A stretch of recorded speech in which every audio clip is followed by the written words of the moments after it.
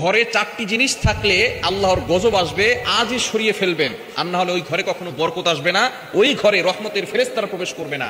আর ঘরে যদি রহমতের ফেরেশতা প্রবেশ না করে, আপনার ঘরে কোনো বরকত থাকবে না, রিজিকের ভিতরে অভাব দেখা দিবে, সংসারে কোনো শান্তি আসবে না, সংসারে কোনো সুখ থাকবে না। এজন্য অবশ্যই আমরা ঘরের ভিতরে চারটি জিনিস যদি থাকে তাহলে আজকেই এই চারটি জিনিস সরিয়ে ফেলবো, আর না হলে কিন্তু ঘরের ভিতরে আল্লাহ পাক রব্বুল আলামিনের পক্ষ থেকে রহমত না এসে গজব চলে আসবে। এই বিষয়ে আমাদেরকে সতর্ক থাকতে হবে। আমরা অনেকেই এখন আলহামদুলিল্লাহ কোরআন সুন্নাহ অনুযায়ী জীবনটাকে পরিচালনা করার চেষ্টা করতেছি।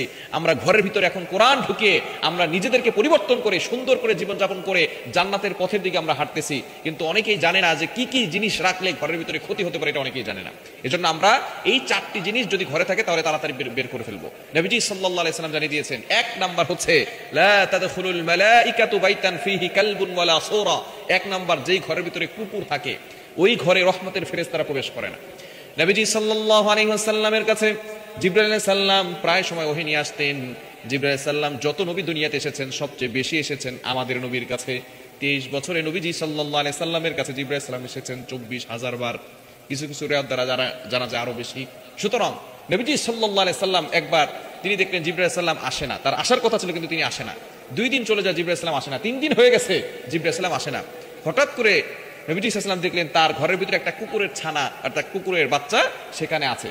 নবীজি সাল্লাল্লাহু আলাইহি সাল্লাম বুঝতে পেরেছেন এই কুকুরের বাচ্চা থাকার কারণে এখানে জিবরাইল আলাইহিস সালাম আসতেছেন না। আমরা অনেকেই ঘরের ভিতরে কুকুর পালি, কুকুর আপনি আপনার বেডরুম পর্যন্ত নিয়ে যান, এরকম কিছু বড় লোক মানুষ আছে একেবারে বেডরুম পর্যন্ত কুকুর নিয়ে যায়। মনে রাখবেন, আপনি কিন্তু ঘরের ভিতরে নামাজ পড়েন।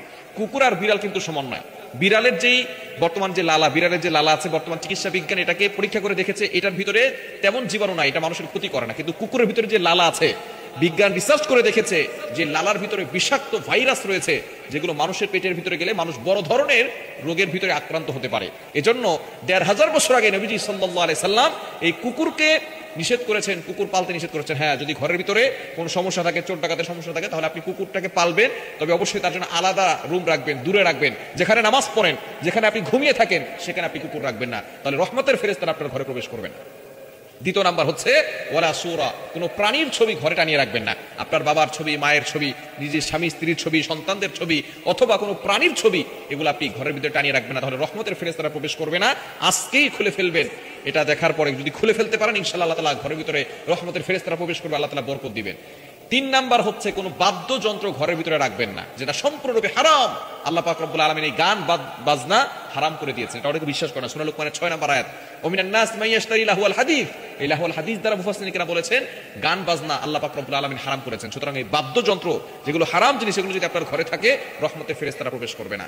4 নাম্বার হচ্ছে মূর্তি, ভাস্কর্য, এগুলো যদি কারো ঘরের ভিতরে থাকে, সেই ঘরে রহমতের ফেরেশতারা প্রবেশ করে না।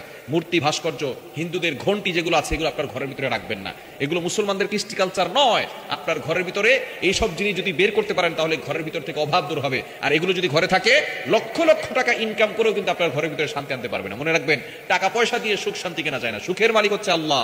ওই আল্লাহকে অখুশি করে আল্লাহ পাক রব্বুল আলামিন যেগুলোকে হারাম করে দিয়েছেন, সেগুলোকে আপনি ঘরের ভিতরে রেখে কখনো শান্তি আনতে পারবেন না। এজন্য অবশ্যই আজকে এগুলো সরিয়ে ফেলুন, দেখবেন আস্তে আস্তে রহমতের ফেরেশতারা প্রবেশ করবে, ঘরের ভিতরে বরকত আসা শুরু করবে।